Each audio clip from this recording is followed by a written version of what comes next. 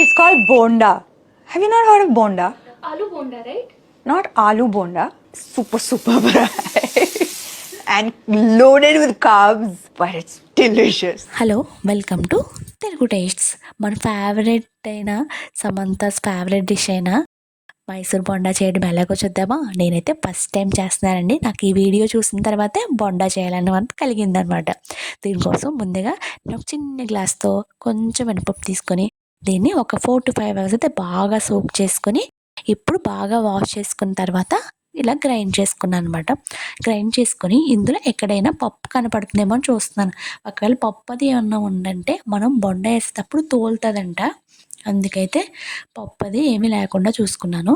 ఇప్పుడు నేను ఒక గ్లాస్ అయితే పప్పు తీసుకున్నాను కదా, సేమ్ అలాగే 2 గ్లాసెస్ అయితే మనం మైదా తీసుకోవాలి. ఒక గ్లాస్కి 2 గ్లాసెస్ మైదా అయితే తీసుకొని బాగా కలుపుకోవాలి. ఎటువంటి ఉండలు కట్టకుండా బాగా కలుపుకోవాలండి. ఇలా బాగా కలుపుకున్నప్పుడు ఇప్పుడు ఇక్కడే మన టేస్ట్కి సరిపడినంత సాల్టు, కొంచెం బొండా పొంగడానికి సోడా కూడా వేసుకోవాలి. ఇలా వేసుకుని ఇంకా బాగా కలుపుకోవాలి. ఇలా కలుపుకున్న టైంలోనే మనం చిన్న గ్లాస్తో తీసుకున్నాను కాబట్టి ఒక 3 స్పూన్స్ అయితే మనం కర్డ్ కూడా తీసుకోవాలండి. కర్డ్ కూడా తీసుకొని బాగా కలుపుకోవాలి. ఇది ఇలా బాగా బీట్ చేసుకుంటా కొంచెం కొంచెం మనకి ఎక్కడైనా గట్టిగా అనిపించినప్పుడు కొంచెం వాటర్ యాడ్ చేసుకుంటా బాగా బీట్ చేసుకోవాలి. ఇలా బాగా చూపిస్తున్నాను కదండి, నేను చూపిస్తున్న విధంగా బాగా బీట్ చేసుకోండి.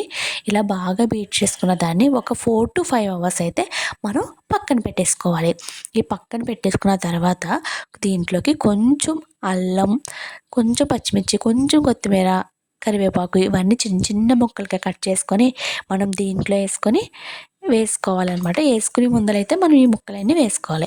ఇప్పుడు ఒక కడాయి పెట్టుకొని మనం కొంచెం కొంచెం తీసుకొని పిండిని ఇలా ఈ బోండా షేప్లో వేసుకుంటే మనకి బొండాలు అయితే రెడీ అయిపోయండి. దీన్ని కొంచెం అటు ఇటు కదుపుకుంటా వేగిపోయిన తర్వాత తీసుకుంటే అంతే, మనకి బొండా అయితే రెడీ అయిపోయిందండి. కొంచెం షేప్ అవుట్ అయిందండి, మీరేం కంగారు పడక్కర్లేదు.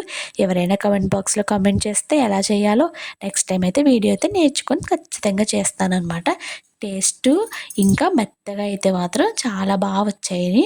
ఫస్ట్ టైం చేసినా చాలా బాగున్నాయి మైసూర్ బొండా. దీన్ని కొబ్బరి చట్నీతో తింటే చాలా టేస్టీగా ఉన్నాయన్నమాట. అంతే, మన సమంతాస్ ఫేవరెట్ డిష్ బొండా అయితే రెడీ అయిపోయింది. ఈ వీడియో మీకు నచ్చినట్టయితే లైక్ చేయండి. మరిన్ని వీడియోల కోసం మన ఛానల్ సబ్స్క్రైబ్ చేయండి. Thank you.